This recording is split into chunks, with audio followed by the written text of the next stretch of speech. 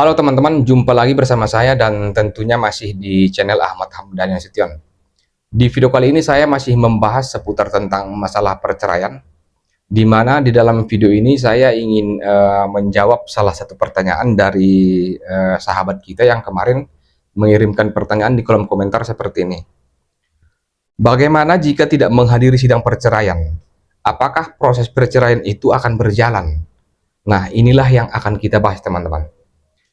Jadi seperti yang kita ketahui bersama teman-teman, bahwa memang di dalam rumah tangga itu pastinya selalu ada masalah ya, baik itu pertengkaran, percekcokan yang disebabkan oleh hal-hal yang memang menyebabkan mereka bertengkar.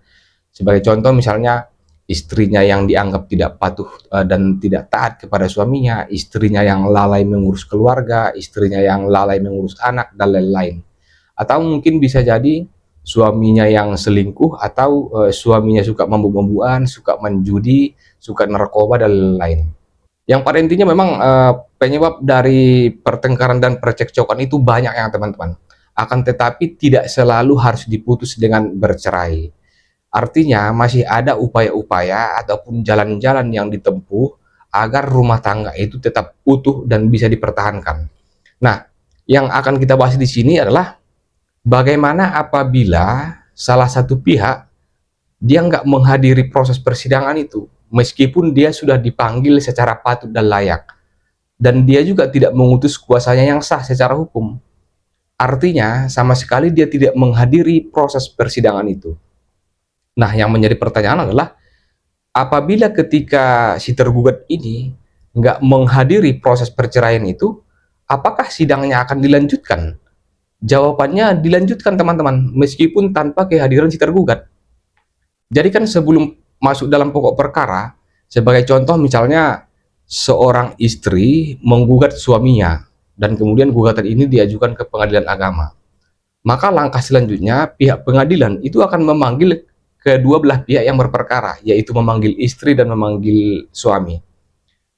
Jadi apabila memang dua-duanya datang, maka sebelum masuk ke pokok perkara itu akan dimediasi dulu, akan diupayakan untuk berdamai oleh pihak pengadilan, dan tentunya ditunjuklah mediator yang sudah disediakan oleh pihak pengadilan.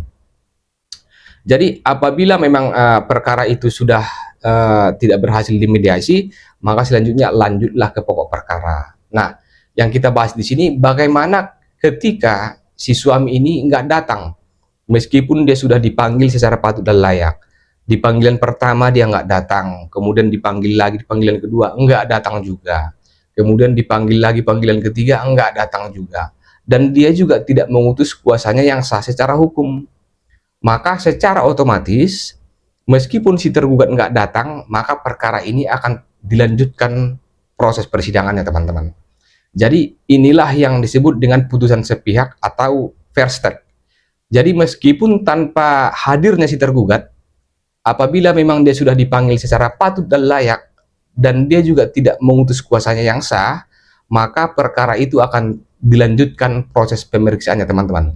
Jadi kan selama ini banyak orang beranggapan di saat dia tidak menghadiri persidangannya, maka perkara itu tidak dilanjutkan kan. Sebenarnya itu asumsi yang salah teman-teman. Asumsi yang benar, yang benar adalah meskipun si tergugat nggak datang, maka perkara itu akan dilanjutkan teman-teman. Jadi kira-kira seperti itu yang bisa saya sampaikan dalam video ini untuk menjawab pertanyaan dari sahabat kita. Bagi yang suka dengan video ini jangan lupa like dan subscribe, karena like dan subscribe itu gratis. Assalamualaikum warahmatullahi wabarakatuh.